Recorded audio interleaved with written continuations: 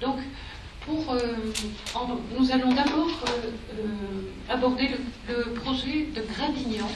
Donc Gradignan, là je vais appeler donc, il y aura donc, c'est un quartier donc, de 715 maisons qui s'appelle le quartier Malartic, et ce sont des chalandonnettes. Alors pour ceux qui ne connaissent pas, ce sont des modèles de maisons vraiment économiques des années 70. Et la particularité de ce premier projet, je vous en prie, approchez et installez-vous. Donc, on a Alexandra Giorgioliani, excusez-nous, il y a eu une toute petite erreur de frappe sur l'invitation, architecte, et Michel Boisson, qui est un habitant et qui fait partie du collectif d'habitation urbaine pour la maîtrise de l'énergie. Mais c'est un habitant qui n'est pas anodin parce qu'il est diplômé en médecine énergétique par ailleurs, donc assez pointu sur ce sujet, sur lequel il travaille depuis longtemps, et qui vont nous faire donc une première présentation à deux voix. D'accord, merci beaucoup. Bonjour à tous et à toutes. Donc, merci beaucoup. Bonjour à toutes et à tous. Je vais vous parler de fourmis et de travail de fourmis. Alors, d'abord, je vais présenter l'association rapidement. Donc, les Fourmis dans le compteur, c'est une association qui a été créée en 2006 dans un quartier de Gradignan. Donc, Gradignan qui est dans la banlieue proche de Bordeaux. Et donc, en 2006, un collectif d'habitants a décidé de s'occuper un petit peu, de prendre un peu en main le problème de la rénovation énergétique de leurs maisons, parce que ce sont des maisons, comme il a été dit, qui datent du début des années 70, et ce sont des véritables passoires thermiques. Alors, pour situer un petit peu le contexte, il y a une vue aérienne du quartier. C'est donc 715 chalandonnettes sur environ 30 hectares, qui datent donc toutes effectivement du début des années 70. Donc il y a il y a un regroupement, si vous voulez, d'un nombre important d'habitations sur lesquelles il était possible de réfléchir de manière globale, en se disant que si on avait des solutions, on pourrait facilement les exporter sur toutes ces maisons-là. Alors, pour vous donner une idée des types de maisons qu'on pouvait rencontrer. Donc sur la gauche, il y a des maisons, je dirais, de facture traditionnelle en briques, toutes simples, sous forme de 2 volumes essentiellement, donc un volume compact, relativement compact en haut, et des maisons en L dans la partie basse. Sur la droite, vous avez un troisième modèle, également une maison en L, construite un peu différemment parce qu'on a des murs béton avec une petite isolation en polystyrène de 5 cm au milieu, autrement dit pas grand-chose quand on considère les standards actuels. Alors en 2007, on a commencé par faire un bilan. On a eu un premier financement, un premier bilan sur les maisons des 39 premiers adhérents. Donc c'est un bilan essentiellement sur les énergies, donc sur l'eau, l'électricité, le chauffage, le chaude sanitaire. Et ça a permis d'avoir une première idée de ce que pouvaient consommer les maisons. Ça a permis également de savoir un petit peu, d'approfondir un petit peu la façon dont elles avaient été construites. Et donc on a eu un élément de départ sur lequel on a pu s'appuyer en termes de consommation et pour la suite de notre travail. Alors, l'association, donc on avait pour objet d'essayer de rénover nos maisons de manière collective, mais on avait également en tête largement l'idée de faire participer les adhérents de l'association, donc les habitants en fait du quartier, en se disant que tout ce qu'ils pourraient apprendre concernant les thématiques liées à la rénovation énergétique leur permettrait d'aborder plus facilement les discussions futures avec les professionnels en sachant un petit peu plus. Donc on a fait beaucoup de réunions d'information, les ateliers. Bon, j'ai cité quelques thèmes, ils touchent tous forcément à la rénovation énergétique, isolation, chauffage au bois, les économies d'eau, etc. En 2010, on a eu l'occasion également de faire un événement extrêmement important, qui était un workshop qui a duré une semaine avec l'école d'architecture de Bordeaux.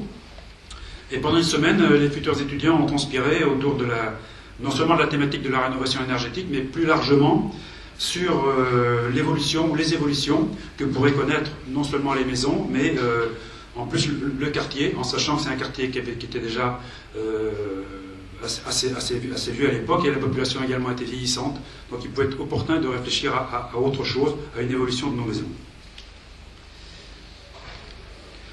Alors, les paroles s'en vont, les écrits restent, donc on a beaucoup écrit, hein, on a fait beaucoup de réunions, mais on a aussi beaucoup écrit. Un certain nombre de documents, donc qui étaient des documents soit de diffusion interne au niveau de l'association. Chaque fois qu'il se passait un événement, eh ben, on produisait une fourmi-lettre, ou à destination de tout le quartier. Hein, c'était l'infourmi. Et puis on a un document qui s'appelle le fourmilien, qui était des cahiers en fait, qui étaient en général rédigés après les réunions d'information ou les réunions, les ateliers, et puis qui traitaient tous des thèmes qu'on avait traités lors de ces réunions. Donc il y a des cahiers sur l'isolation, sur le chauffage, etc. Pour vous donner une idée du travail réalisé en 13 ans, voilà, on a 160 documents qui ont été rédigés. Alors, ça c'était au tout début de l'association. Puis en 2010, il y a eu un tournant important. On a eu l'opportunité de candidater à un appel à projet du CREAD à Bordeaux. Donc le CREAD, c'est en fait un centre de ressources, un stimulateur hein, en fait, d'innovation dans le bâtiment et l'habitat durable. Donc qui a fait un appel à projet auquel on a candidaté avec pour objectif de rénover nos maisons, hein, de mettre au point un programme sécurisé, parce que c'est important, permettant une réduction significative des consommations de chauffage. Alors on a eu le plaisir de voir notre projet retenu et labellisé en 2012. Et puis on a eu également le non moins aussi grand plaisir de voir qu'on pouvait obtenir des subventions avec ça. Et donc on a obtenu 170 000 € de subventions pour la partie étude du programme. Hein. Il ne s'agit pas de financer la rénovation des maisons, mais la partie étude. Et donc subvention qui venait du conseil régional et de la communauté urbaine de Bordeaux à l'époque. Alors je vais rapidement parler du contenu du programme Forminergie, sans trop m'attarder parce que le temps est compté. Donc il y a déjà eu une première caractérisation des habitations au plan thermique, hein, donc il y a eu thermographie infrarouge, test d'infiltrométrie à l'air, suivi de température sur plusieurs semaines. Également une caractérisation au plan architectural.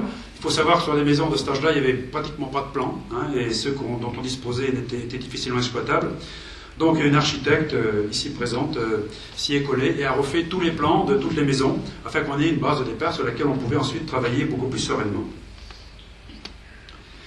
Ensuite, on a cherché à déterminer les combinaisons de solutions d'isolation possibles. Quand on isole une maison, on ne sait pas trop par quoi commencer, on peut faire plein de choses, hein, des choses simples, des choses compliquées. Donc 25 solutions, combinaisons de solutions ont été étudiées entre la ventilation, l'isolation des murs par l'intérieur et l'extérieur, idem pour les toitures. Et donc elles ont été hiérarchisées par ordre croissant de gains énergétiques et les pourcentages d'économie théoriques par type de maison ont été calculés à l'époque. Donc ça donne déjà une première idée, en sachant que c'est que de la théorie, bien sûr. Ensuite, Alexandra, toujours elle, s'est attelée au travail de définition et de dessin des solutions d'isolation pour toutes les maisons, par l'intérieur, par l'extérieur, toujours, en intégrant les points singuliers, et Dieu sait s'il y en a, parce que c'est un quartier où il y a beaucoup de mitoyenneté, donc il y a beaucoup de bizarreries architecturales. Donc tout a été défini à cette époque-là par Alexandra. Et donc on disposait d'un ensemble de solutions qui étaient applicables à toutes les maisons et qu'on pouvait sans difficulté mettre en œuvre.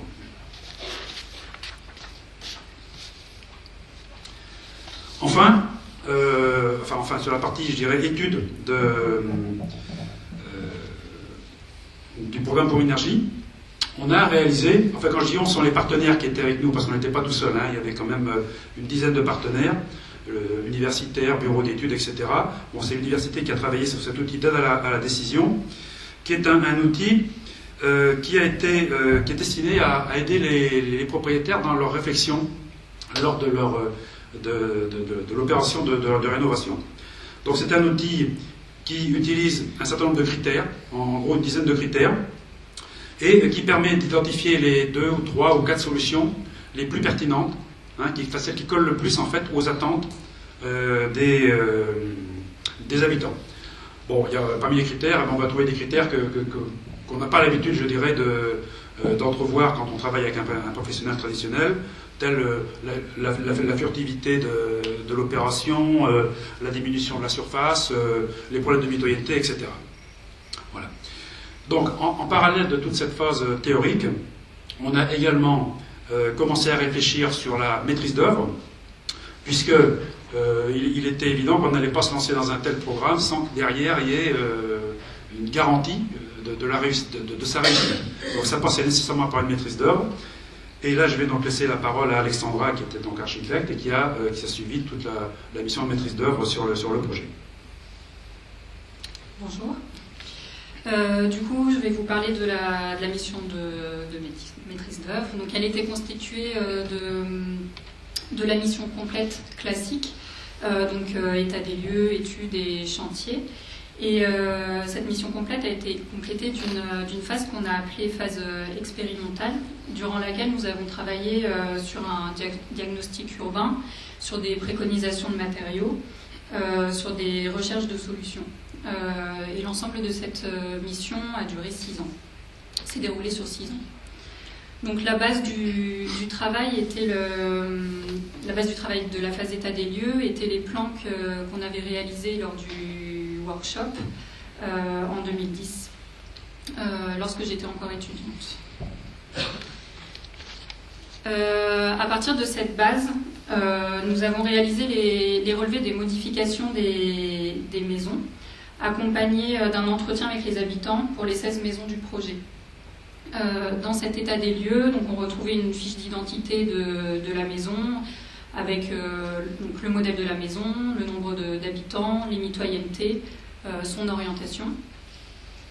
Puis il y avait un relevé des modifications mis en regard du plan d'origine de la maison. Donc à droite, vous avez le plan avec les modifications qui ont été faites par les propriétaires successifs. Et les annotations qu'on peut trouver sur ces plans rendent compte de l'entretien que j'avais fait avec chacun des habitants. Et lors de cet entretien, il m'avait semblé important que chaque habitant exprime toutes leurs envies et tous leurs besoins, pas seulement d'un point de vue énergétique. Pour démarrer avec la phase expérimentale, donc on avait un mot d'ordre qui était la reproductibilité. Parce qu'en effet, il fallait qu'on puisse reproduire les solutions sur les 700 maisons. Donc il fallait que les solutions soient duplicables, il fallait que les outils puissent être utiles à l'ensemble du quartier, que les efforts soient mutualisés et si possible que les coûts soient réduits par une économie d'échelle. Cette phase a débuté avec une étude urbaine, parce que ce quartier a une identité forte, de par son organisation, l'implantation des maisons, les réseaux piétons qui sont constitués de venelles et de placettes, et puis les matériaux. Donc il s'agissait d'aller dans la continuité de l'architecture d'origine qui était assez intéressante par des préconisations de matériaux. Donc, dans cette étude, on a aussi voulu mettre en avant le phénomène d'appropriation par les différents propriétaires successifs. Donc, par exemple, là, sur un des modèles de maison qui s'appelle la Sérac, vous avez en haut la maison, à quoi ressemblait la maison à l'origine, et vous avez en dessous différentes évolutions de cette même maison. Donc on voit bien que par l'ornement, par le revêtement, par les matériaux de couverture, la maison peut complètement évoluer. Le même modèle de maison peut complètement évoluer. Cela nous a donc semblé très important en fait, de prendre en compte ce qui existait, hein, le déjà là, avec toutes ses qualités et ses complexités, comme les mitoyennetés, enfin, ce qu'on voit bien sur cette photo, l'imbrication des différentes maisons, et d'autres complexités, comme les pentes très faibles des toitures, qui nous a posé différents problèmes pour le choix des matériaux notamment. Puis nous avons travaillé sur des cahiers de solutions techniques. Donc on avait un cahier pour chaque modèle de maison avec leurs points singuliers respectifs. Donc là on vous mettait un exemple pour le modèle Castille par exemple, Sur la photo, on voit la maison rose appartient à un propriétaire, la maison beige appartient à un autre. Et on se posait la question de comment isoler le mur qui donnait au-dessus de la maison mitoyenne, sans bloquer le propriétaire de la maison mitoyenne s'il voulait, lui, isoler son toit dans le futur.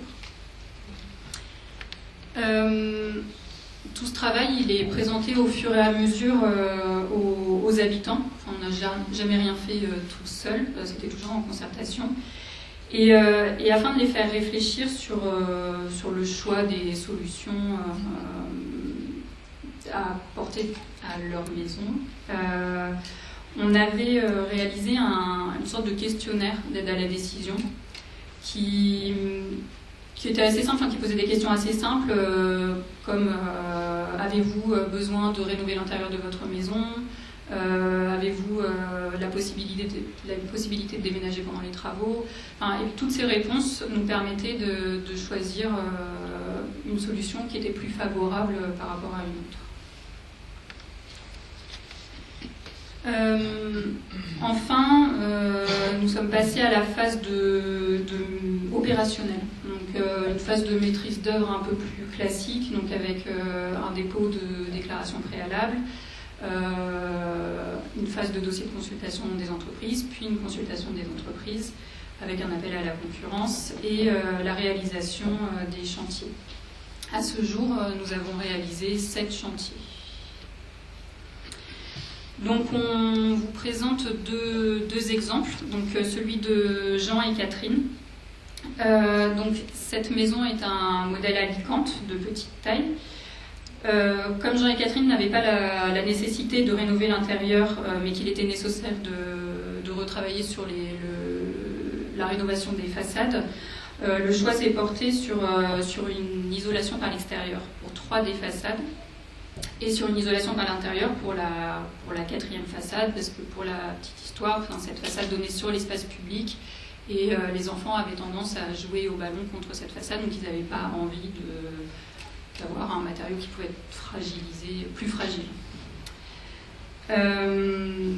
Donc pour ces maisons, pour tous ces chantiers, on a essentiellement travaillé avec des matériaux biosourcés, sauf pour l'isolation des toitures terrasses, parce qu'un des modèles a une toiture terrasse. Et donc chez Jean et Catherine, pour cette isolation par l'extérieur, on a posé de la laine de bois en trossature, recouverte de fibres de bois.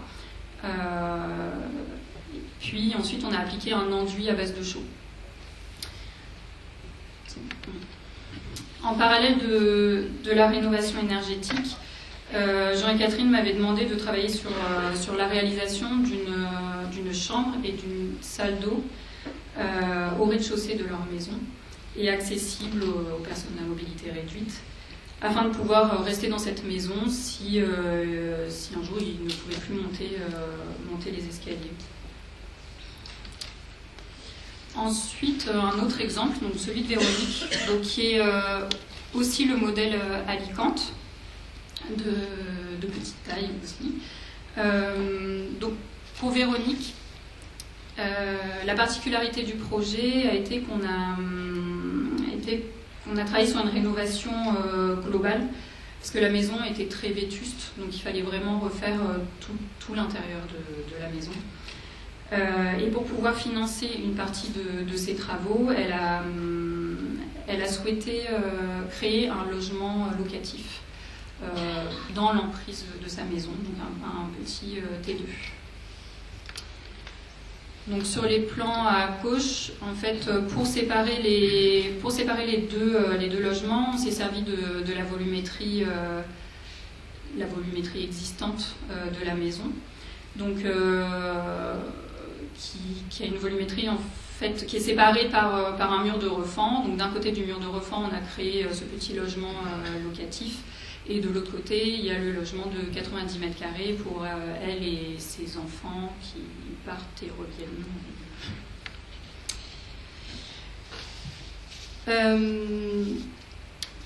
Donc voilà quelques photos de l'intérieur. Donc on a si tu peux revenir principalement. Voilà, donc ce qui est de la rénovation énergétique, on avait isolé par l'intérieur en laine de bois, remplacé l'ensemble des menuiseries, remplacé le système de chauffage, recréé une nouvelle ventilation, et on avait revu l'ensemble de l'organisation spatiale. Donc sur chacun des 7 chantiers, on s'est posé la question de la récupération de matériaux et du réemploi pour essayer de réduire les déchets que peuvent créer un chantier. Et donc par exemple sur cette maison, donc parmi d'autres matériaux qu'on a pu récupérer, il y a cet escalier à gauche où on avait récupéré les anciennes marches pour les réintégrer sur un nouvel escalier. Donc voilà, là sur ces photos sont des photos du petit logement locatif. Donc c'est pareil pour les matériaux, on avait essayé au maximum de travailler avec des matériaux locaux, donc au plus loin européens, enfin au maximum européens, et avec des matériaux qui émettaient peu de COV. Enfin, voilà.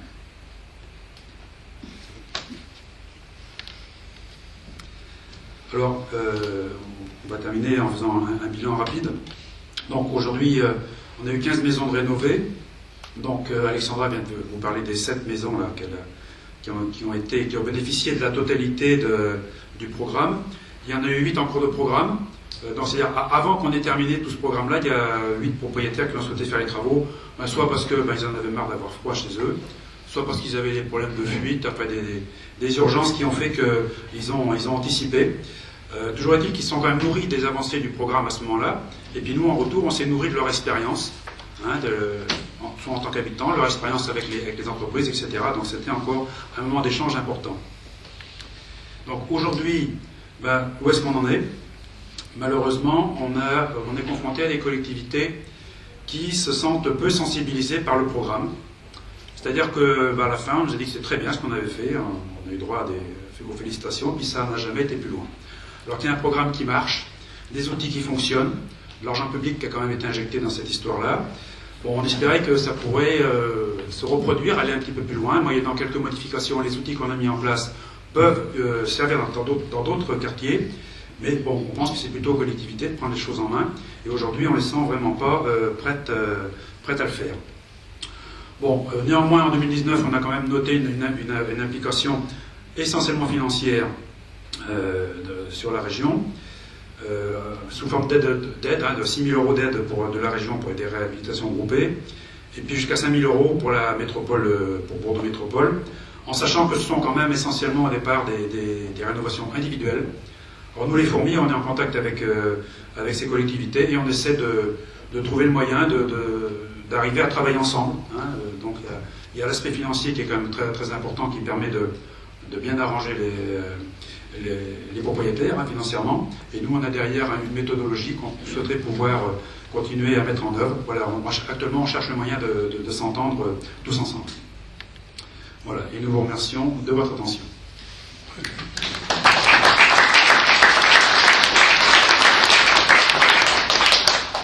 Merci pour cette présentation synthétique, mais dans les temps impartis. Et vraiment, les atouts, c'est cette économie d'échelle aussi que vous proposez. Donc c'est un petit peu dommage, là, la conclusion que vous faites.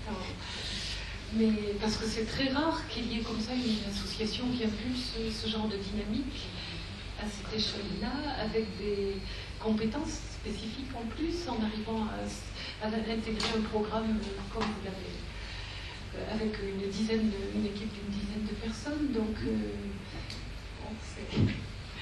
c'est exemplaire à ce niveau-là, et il faut espérer que pour la suite, les élus seront convaincus peu à peu. Merci pour cet exemple. Une question, c'est le financement est donc assuré par les propriétaires. Oui. Est-ce que vous avez une idée du coût au mètre carré de ces améliorations quand même, on a vu là, et qui sont sensibles? Et ma deuxième question, est-ce que l'architecte est satisfait des honoraires qui ont touchés sur cette amélioration? Alors, les coûts de chantier, bon, j'ai pas de ratio au mètre carré, on va pouvoir le calculer facilement. C'est entre 30 et 40 000 € à peu près la partie rénovation énergétique, parce qu'il y a des chantiers plus chers. Véronique, qu'on a vu tout à l'heure, là, parce qu'il y avait la couverture de la maison, donc ça coûte un peu plus cher, mais la rénovation énergétique, c'est entre 30 et 40 000 euros pour des maisons qui font entre 100 et 120 mètres carrés. Donc on est autour de 300, 400 euros, on va dire, du mètre carré. En fait, tout était à faire sur ces maisons. Vraiment tout. Les honoraires. Donc après, il y a eu des rénovations plus ou moins globales. Certaines maisons, on a parfois simplement pu faire que l'isolation de la toiture. Ça dépendait aussi du budget des gens, ça dépendait de ce qu'ils avaient déjà fait. Et voilà. Pour les honoraires, oui, l'architecte est satisfaite. Je me souviens plus très bien. C'est bien, les architectes rigolent toujours. Non, mais je n'avais pas imaginé cette question. Mais il me semble que c'était bien. Ça date. Non, mais ça date il y a un moment. Après, donc, moi, j'avais demandé à réintégrer une phase quand j'étais arrivée dans le projet. J'avais demandé à réintégrer la phase d'état des lieux qui avait été un peu enlevée au démarrage. Donc j'ai récupéré un peu d'argent d'autres. Mais en tout cas, non, ça a été intéressant. Et après, pour l'accompagnement, pour la maîtrise d'œuvre des chantiers, j'avais fait une proposition d'honoraires que les personnes ont acceptées. C'est-à-dire, vous êtes heureuse, quoi. D'une certaine manière, oui. Ce qui est intéressant aussi, c'est de voir qu'on parle toujours de rénovation énergétique, mais c'est lié à l'amélioration du confort de l'habitant et à l'évolution de ses besoins. Donc là, c'était vraiment du sur-mesure ce que vous proposiez par rapport à leurs souhaits. C'est pour ça que je vous disais tout à l'heure, quand j'ai fait l'entretien, je leur avais demandé de m'expliquer toutes leurs envies, tous les besoins qu'ils avaient, sans se censurer, parce que parfois, pour faire de la rénovation énergétique, si par exemple ils avaient besoin de refaire, mais leur réseau électrique, ça allait entraîner des choix par rapport à la solution d'isolation, voilà, ou s'ils avaient besoin de lumière, donc des créations d'ouverture ou des agrandissements d'ouverture, des aménagements intérieurs. Enfin, du coup, si vous voulez en fait, certains m'ont missionné en parallèle pour retravailler sur des aménagements plus conséquents qui n'étaient pas liés à la rénovation énergétique. Les chantiers étaient mutualisés quand même Une question. Donc, les chantiers, en fait, on a essayé de les regrouper sur une période et on les a fait finalement. Ce qui s'est fait, c'est qu'on les a fait les uns après les autres. Certains étaient un peu à cheval l'un sur l'autre. Après, on a travaillé avec des entreprises qui étaient de petite échelle, donc qui n'avaient pas forcément la possibilité aussi de faire plusieurs chantiers en même temps. Mais quand on a fait par lot, on choisissait une entreprise qui faisait les 6 projets, les 6 chantiers, et qui ont fait le 7e après quelques années. C'était les mêmes entreprises pour chaque chantier. Pour ce qui concerne le financement, est-ce qu'il y a eu une implication de l'ANA, de ce qu'on appelait avant les pactarim? Est-ce que les occupants eux-mêmes ont fait l'objet, parce qu'il y aurait un secteur qui aurait été délimité, le secteur d'opération, ou est-ce que les occupants ont financé sur leur denier, sans que cette opération soit marquée par quelque aide que ce soit, autre que fiscale éventuellement? Après, donc, juste par rapport à l'ANA, une seule maison a bénéficié des aides de l'ANA. C'était une personne qui était en précarité énergétique, qui avait de faibles revenus, donc qui a pu bénéficier des aides. Après, il y a eu d'autres. Après, il y a eu les fonctionnements traditionnels, donc à savoir l'éco-prêt à taux zéro, les crédits d'impôt. Et il y a eu un petit effort qui a été fait quand même au niveau des certificats d'économie d'énergie, dans le cadre d'un montage financier que je ne vais pas vous expliquer parce que je vais largement dépasser le temps qui m'est imparti. Mais sinon, il n'y a pas d'aide particulière, quoi. Hormis donc pour une personne qui a pu bénéficier des aides de l'ANA parce que financièrement, elle était en dessous. Il n'y a pas eu un secteur, ça n'a pas été non. technique comme une opération en secteur avec une intervention particulière? Non, absolument pas.